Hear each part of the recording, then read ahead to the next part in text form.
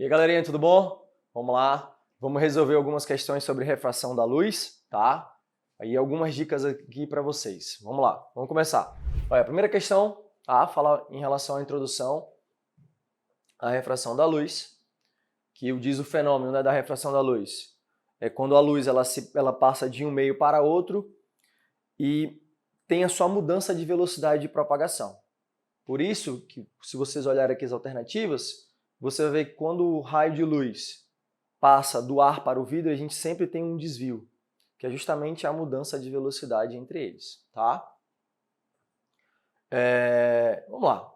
Um feixe luminoso constituído de luz azul e vermelha, propagando-se no ar, incide sobre uma superfície de vidro. Sabendo-se que o índice de refração do vidro para a luz azul é maior do que para a vermelha. A figura que melhor representa a refração da luz azul e vermelha é qual? Então, vamos anotar aqui. Ele diz que o índice de refração da luz azul é maior que o da vermelha. Tá? Então, essa questão aqui é a parte principal, esse destaquezinho da nossa questão. Tá? E não esqueça, toda vez que o raio de luz incide nessa superfície, surge a nossa reta normal, sempre 90 graus. Só para a gente ter uma referência em relação ao ângulo que vai ter. Então aqui eu vou ter, tocou aqui na superfície, reta normal, 90 graus. Reta normal, 90 graus. Todas aqui, ó, 90 graus, tá? Se a gente for analisar o ar e o vidro, na verdade o índice do ar, no ar, né, é muito próximo de 1, que é muito próximo do vácuo. O vácuo é 1, né? E o índice de refração do ar é aproximadamente 1, então é um dos menores.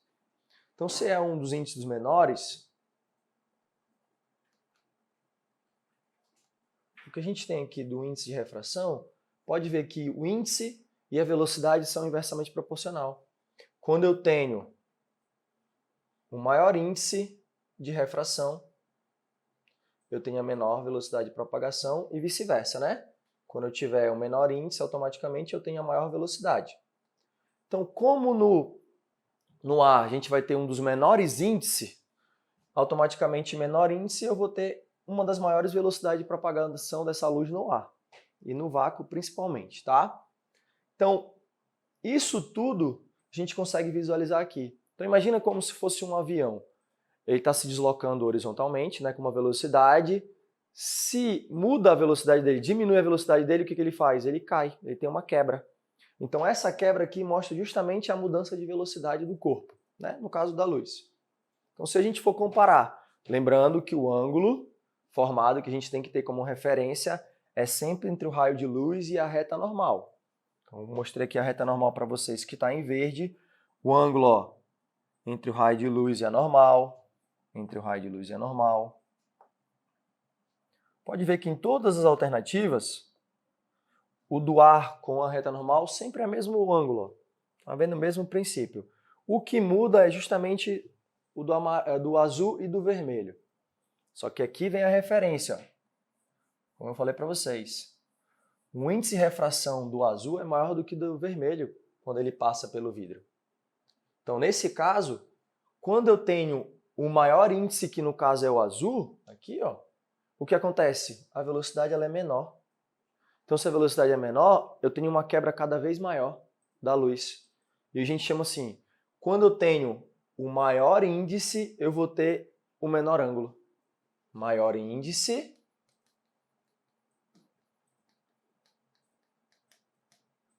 eu tenho menor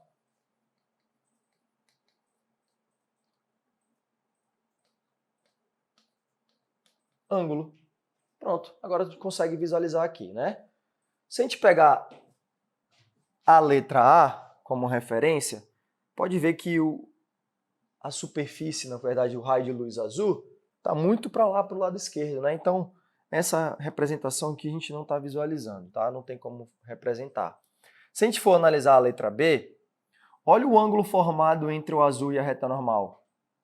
Olha o ângulo formado entre o vermelho e a reta normal.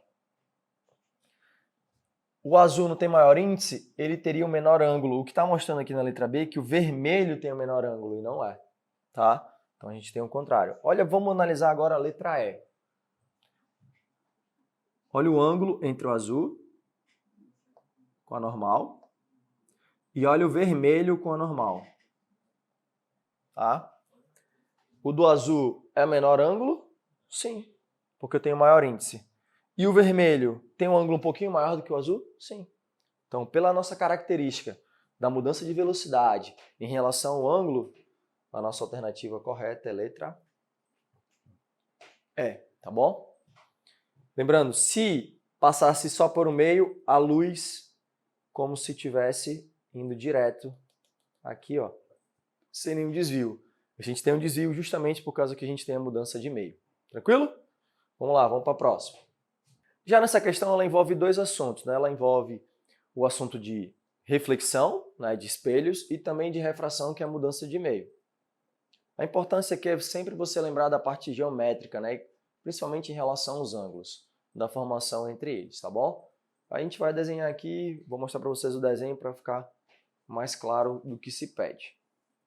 Ó, um raio de luz monocromática propagando-se no ar incide no ponto O da superfície de um espelho plano e horizontal, formando um ângulo de 30 graus com a sua superfície. Está aqui, ó.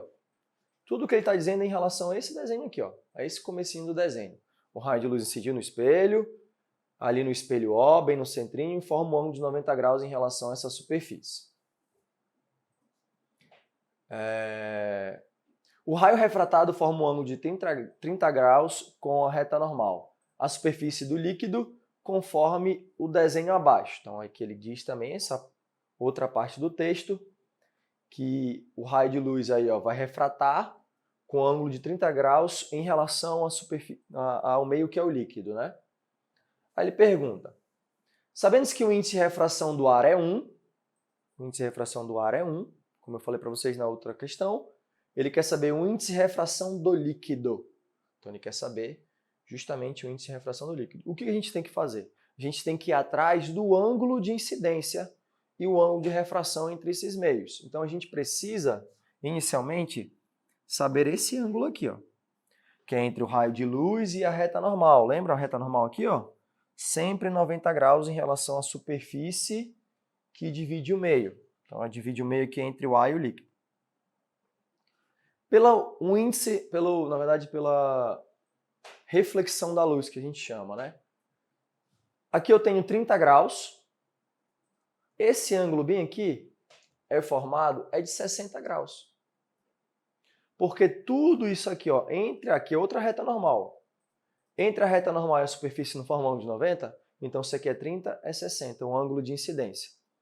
Já o ângulo de reflexão também é 60, porque os ângulos são iguais em relação ao espelho plano. E então, aqui falta quanto? 30 graus. Então, a gente tem aqui. Se a gente continuar a reta normal até lá em cima e prolongar o espelho aqui, ó, aqui forma um triângulo retângulo. Aqui forma um ângulo de 90 graus. Ali já era 30, né? Aqui, ó, 30 em relação ao ângulo. Quanto é que falta? Lembra que a soma dos ângulos internos de um triângulo tem que ser 180? Então, se aqui eu tenho 90 e ali eu tenho 30, para cá volta quanto? 60 graus. Pronto. Somando tudo aí vai dar 180, então esse é o ângulo. Pronto, inicialmente a gente teria que ir atrás desse ângulo aqui mesmo, de 60 graus. Agora a gente consegue analisar aqui pela nossa lei de Snell. Lei de Snell diz o seguinte, que o índice de refração do meio de incidência vezes o seno do ângulo de incidência é igual ao índice de refração do meio refratado vezes o seno do ângulo refratado. Então é isso que ele está dizendo.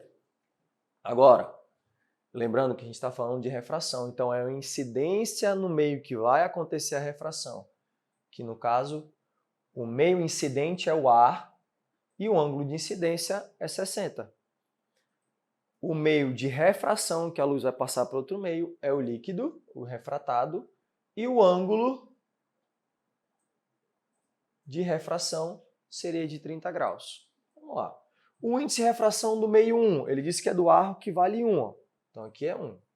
Vezes o seno de 60 graus.